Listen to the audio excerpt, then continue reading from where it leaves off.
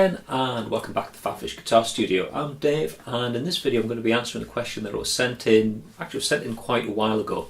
The reason it's taken me so long to get around to answering it will probably become apparent when you hear what the question was.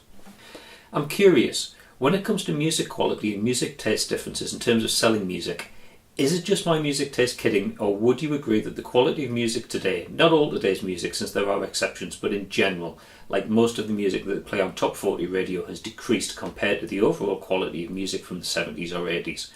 Don't get me wrong, I love to listen to a lot of different genres in music that vary from listening to music from the 50s, like Mr. Sandman, Young Girl, No Time Left for You, or techno, or house music, classical music to rock and roll, or even songs in different languages, or soap opera. To be blunt, it just seems like today's music is lacking the full, rich sound that they had in the past. Just sounds empty without the harmonies or very little harmony. I just think that I think that means being able to harmonise, and the wisdom behind it might become a lost art, sadly, if it hasn't already. Sad face. Okay, so that's quite a deep question, and my initial reaction when I got that was, I think, to disagree with you. Because I don't think music has necessarily declined that much, and then I started to think about it a bit more, and I thought I largely disagree with you. Actually, I kind of agree with you a little bit, and maybe I disagree with you a bit more. And the more I thought about it, the more I got into it, I realised it's actually quite a complex sort of subject, and it's a difficult one to talk about. It's one of those things where you're talking about art, which is inherently a difficult thing to talk about. So yeah, I had a few ideas, and I thought I'm going to get into this and research a little bit more, kind of try and understand why I'd formed the opinions that I had, and try and move to either challenge those opinions or to back those opinions up with something a bit more concrete based upon research. And just for the heck of it, I thought I'll ask the question on the PhatPhish Facebook page, just to get a few comments from other people and see what they thought. And generally, people did agree with you. They said, yeah, music quality nowadays isn't as good. And one thing that they seemed to focus on a lot was originality. And this is one of the areas where I think I have to agree with you. There's not so much originality in music now as there was a few decades ago, and there is a reason for that. Specifically, we're talking here about mainstream music. If you get onto the internet, if you fire up YouTube or Spotify, whatever your music delivery mechanism of choice is, you will find so much new music now. The way technology's come on, it's so much easier for people to record stuff at home, or in just like a little home studio setup like I've got here, put it out on YouTube, put it out on Spotify, iTunes, whatever.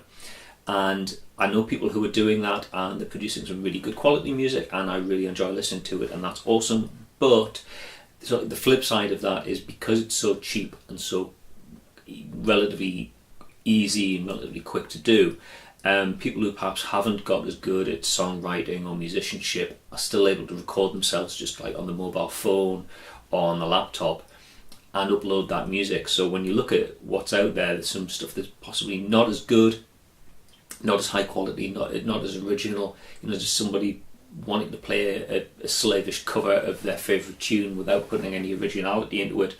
They can do that without a lot of effort, because the technology is there to allow them to do it and to put it out there to the world on YouTube. That 20 years ago you just wouldn't have had that. So there's been this sort of like democratization of technology, if you like, that allows people to do that.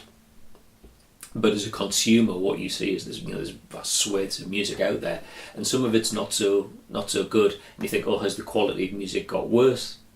Probably not. It's just 20 years ago, there wouldn't have been the outlets for people who weren't producing such good quality music to put it out there. They would have been confined to just recording it on a cassette recorder in the bedroom or whatever, and that would have been the end of it. Whereas now they record it in higher quality on an iPhone or an iPad or a laptop and put it out there onto YouTube. So I think there's this perceived level of quality is probably different to the actual level of quality, if you see what I mean.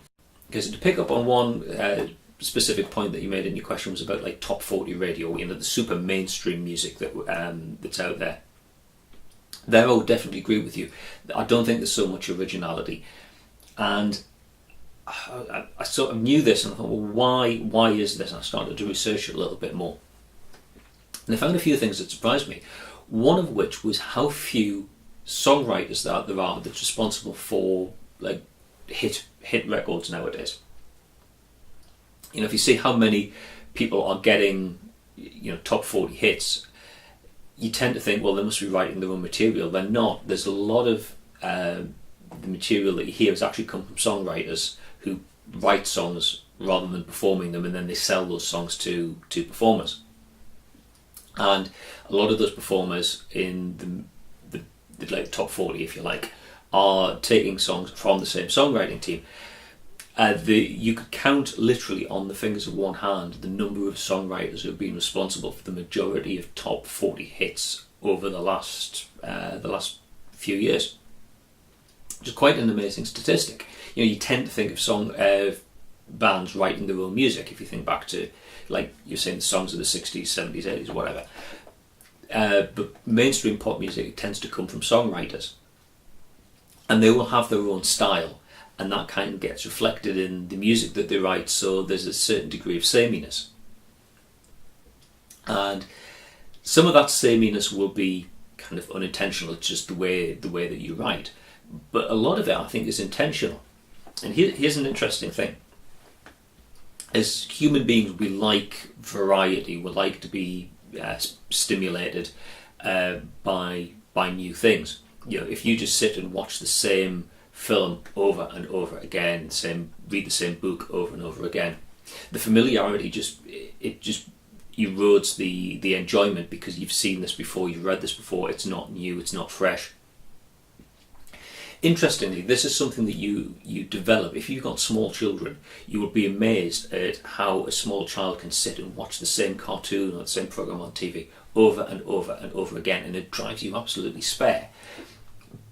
But the kids are enjoying it, and it's because they haven't kind of developed this thing in their brain yet where they need that stimulus, where they need the variety. It's interesting, I remember there was some kids' TV program I used to watch when I was a tiny person. I thought they must have made hundreds of episodes of it. In later life, I found out they only probably made about 10, 12 different episodes of that, but I remember watching it endlessly, because when I was small, I didn't mind watching the same thing over and over again on TV. The interesting thing is, with music, is one of those things where we don't mind having the same thing coming into our senses over and over again. Familiarity is a good thing. You hear a song that you like, you want to hear it again, and it takes much longer before you get bored and you want to move on to something else. And that's something that can be exploited by, this is the important word, commercial songwriters. You know, people who make a living off writing music that people want to hear. You know, if you've written a song in a particular style, it's done well commercially, write something similar, then people will recognise that, it will be familiar, they will like it, they will want to listen to that again, they will buy it, and as a songwriter, as a performer, you will make money. So in that regard, familiarity and similarity is a useful commercial vehicle. So that's one of the things that's driving the lack of creativity in mainstream music. Doing something radically different possibly isn't going to sell so many records, so why as a songwriter would you do that? It would be commercial suicide. Just keep doing the same old. Now certainly I remember back in the mid-1980s here in the UK, there was a huge number of records came out of a production house, Stock Aitken and Waterman. They did the songwriting, all the production, played the instruments. They're generally very poppy, keyboardy type of things. Dance music, chart music, I guess you call it. And they had a house style. They had a lot of artists came through the studios. You know, household names: Kylie Minogue started there, Jason Donovan, Melon came, Rick Astley came out of there. A whole bunch of artists came out of the Stock Aitken and Waterman stable, but they all had a very similar sound, because, to be honest, that's what sold. That's how Stock Aitken and Waterman made their money, and how they could take artists nobody particularly, well, in a lot of cases nobody particularly heard of, but they could give them the tried and tested formula, make records people liked, people bought, and so on. That said, though, if you break away from just listening to mainstream music, listening to top 40, get out there and looking at Spotify, YouTube, whatever you use to listen to your music, there is a lot of variety out there. You just maybe need to go and look a little bit and search it out. Now, another thing that you mentioned in the question was the concept of musical quality, and you talked about harmony as well as a specific thing.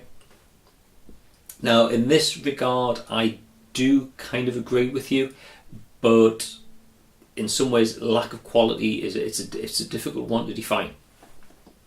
So if we go back an awful long way, we think about sort of classical music. I think most people would agree that the quality, the technical quality, the harmonies, and the structure and orchestration, everything behind a piece of classical music is significantly better than anything you might find in a two guitars, keyboards, bass, drums, vocals, pop or rock band.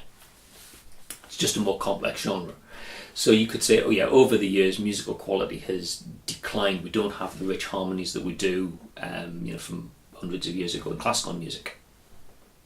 But there's a whole variety of musical styles out there, and some of which are quite technically complex. Now, if you ever studied, say, like jazz music, you realise that the music theory and the harmonies and so on get a lot more complex than you're used to just in, say, basic rock or blues music. You're not just playing basic 3-note like triad type chords. You've got altered chords, all sorts of different chord types and chord voicings, and then when you play a lead line over the top of that, how that lead line interplays with the chords, it's a lot more complex. So yes, in mainstream music it's a lot more simplistic than it was in earlier times, but there's still some complexity in music. Some of the artists I listen to have particularly, I guess the word is challenging, harmonies and chord voicing sometimes. But if you work at it, there is something to enjoy. Something I talk about a lot with students is the difference between music quality and whether or not you like something music. The conflict between taste and quality, because the trap people fall into is thinking that something is good because they like it, and if they don't like it, it's not good. This is something I always encourage students to kind of get out of. Just because you don't like something doesn't mean that it's not good, and something can be quite simple but still be very, very effective. So, like taking classical music as an example, you can listen to that and you can appreciate it's got some very complex harmonies, arrangements and so on that they're difficult to do, they're difficult to come up with, and you can think, well, to be able to compose that, to be able to play that as part of an ensemble, you can recognise that that's difficult, and hopefully, even if you don't like it, it's not to your musical taste, you could still recognise that, yes, I see that is good quality, there is some technical merit to that. The way the music is written it is good. I might not like it, but I recognise the quality.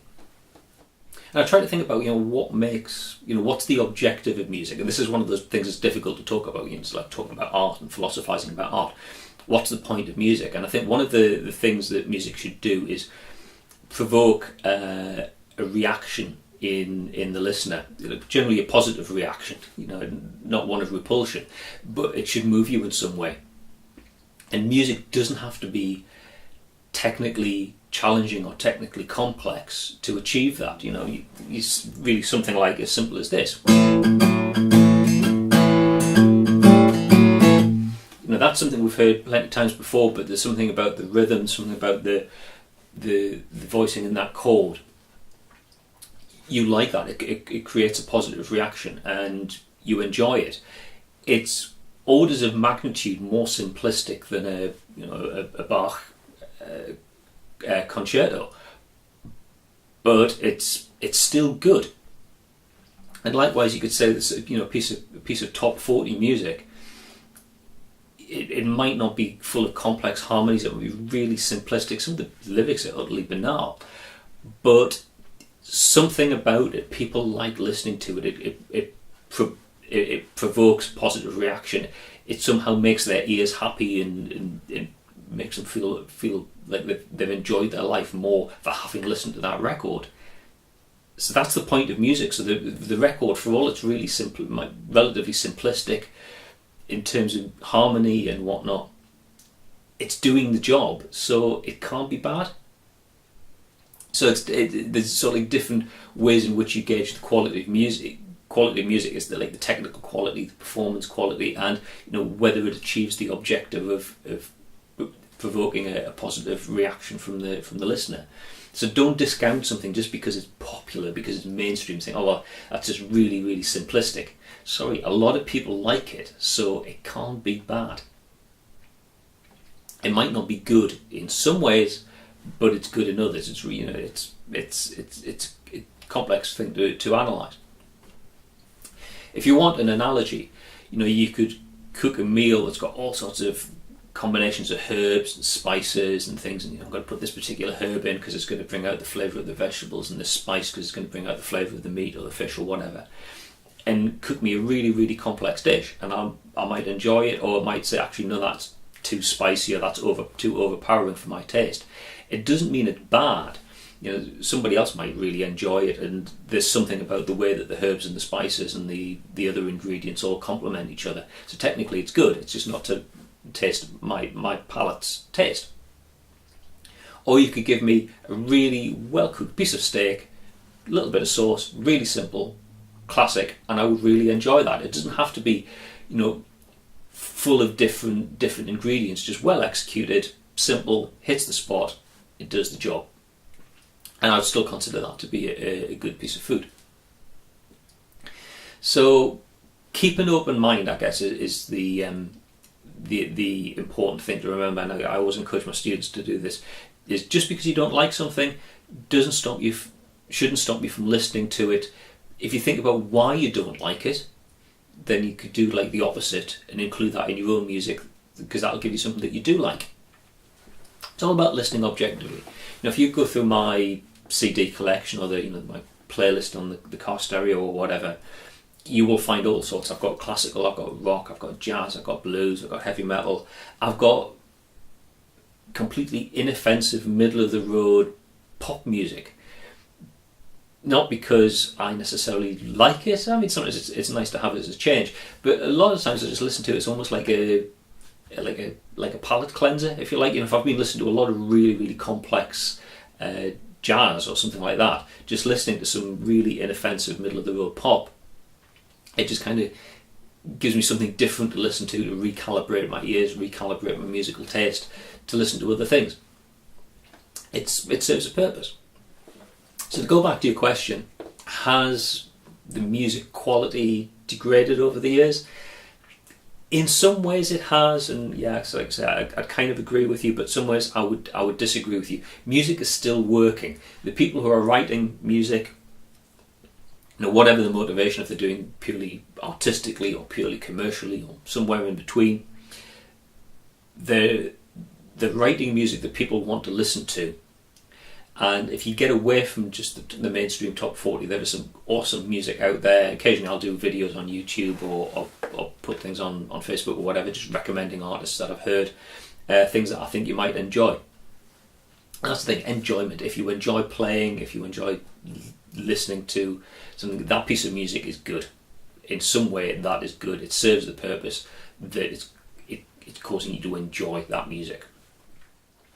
It's a really difficult thing to talk about. Like I say, it's philosophizing about art, and it's notoriously a difficult thing to talk about. Was it Frank Zappa who said talking about music is like fishing about architecture or something like that?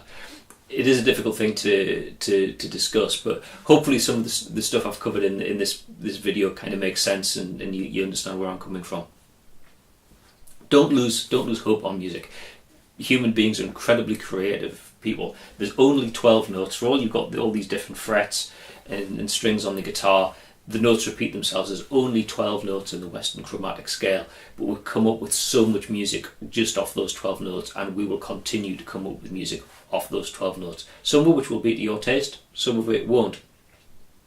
To be honest, if you're hearing music that you don't like, let that be the spur. Go out and create your own music that you do like, and kind of explore your own creativity. So hopefully that answered the question without getting too long and rambling. If you enjoyed the video, please click like down there. If you really enjoyed it, please click subscribe, which is also down there, and you'll be notified of any new videos that I post on the PhatPhish Guitar Studio YouTube channel. If you've got a comment, you can leave it down there, but if you've got a question, suggestion for future videos, something you want me to cover about either music theory, guitar playing, equipment, anything like that, if you go here, fill the form in and send your question in. That's generally more reliable than leaving it in the comments section. I don't always see comments on YouTube videos, but if you send a question into that form, I will see it, and I'll try and get around to answering it in a future video. Okay, that's all for now. Thanks for watching, and I'll see you next time. Bye for now.